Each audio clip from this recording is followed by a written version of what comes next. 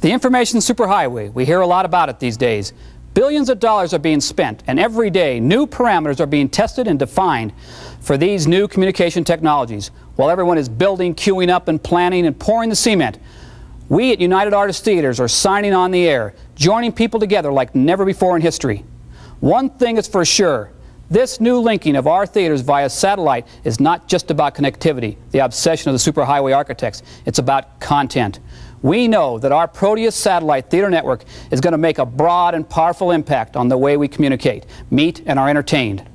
After 7 decades of innovation and caring for hundreds of millions of people, an electronic video theater network was just the next step. We're glad you joined us today for this historic event.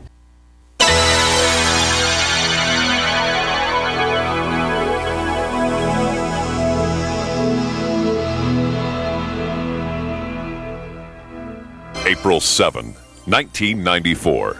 The Proteus Network welcomes you to the pilot interactive live cast of the first ever satellite theater network program. United Artists Theaters, the world's largest theater circuit, and the University of Colorado's Conference on World Affairs presents a look at the acclaimed Academy Award-winning motion picture, Schindler's List.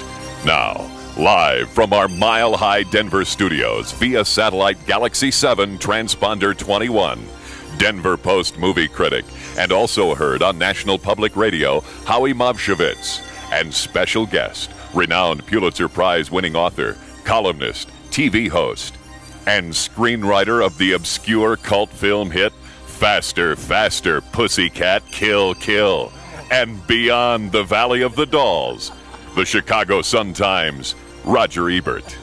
No. Hello, I'm Roger Ebert of the Chicago Sun-Times. I'm Howie Movshovitz from the Denver Post.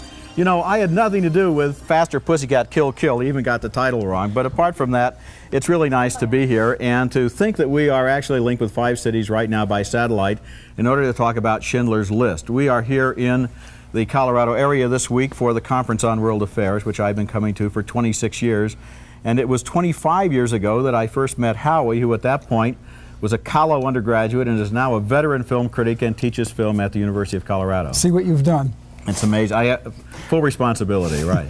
Also, today we'll be fielding comments and questions from you as well. In the back of your theater is our two-way audio voice link directly back to us here in the studio. Now, only a few questions can be taken from each theater, so if you would like to participate, see the audio attendant who will connect you with our producer who will review your comment and its relevance to our topic. Our show hosts will give you the cue to talk. Just press the button and you're on. Now speak directly into your microphone about 6 inches away, and please make your comments relevant to the discussion and succinct. There's an awful lot to talk about today, so let's do it. Roger, Howie? Okay, thanks a lot, Al. And the first thing that we would like to do before starting a discussion about Schindler's List, I think, is to get some demographic information, because I think this is kind of interesting, this two-way sort of hookup here where companies or educational organizations could find out instantly what people are thinking. And what I want to ask everyone out there to do is to key in your age group. We want you to hit A if you are 39 or under, and B if you are 40 or over. And that may seem like kind of a strange demographic division, but we have something in mind that we're going to use later. The question of his motives or lack of motives becomes really complicated, so that I think you could legitimately answer our next question yes or no. I mean, we shouldn't just set it up in terms of what we think. There's an argument to be made. Yes, we'd better let other people get to it, or we'll talk all day. And the question is, was it wise for Steven Spielberg to leave Schindler's motives unclear in this film instead of having a scene where he wrote dialogue to explain it? So you can vote on that. You get 2 choices, A or B, yes or no.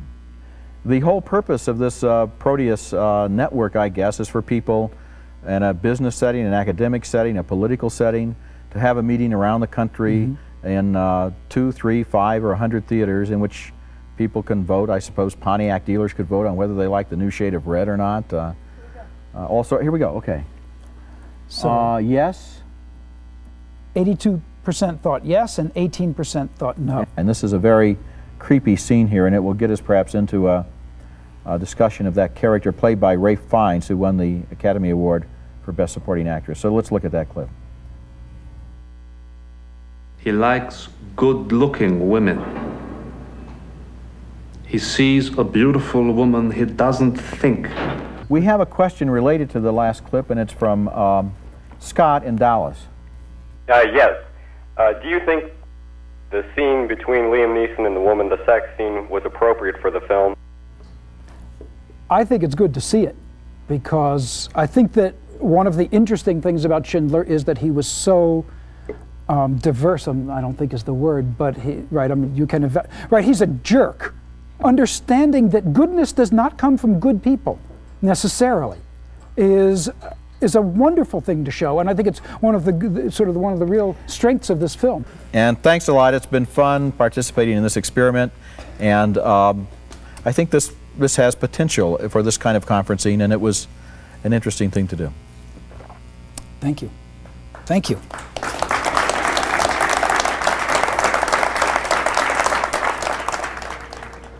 We're already at work developing new communication satellites. A larger, more rigid echo balloon will be the next step.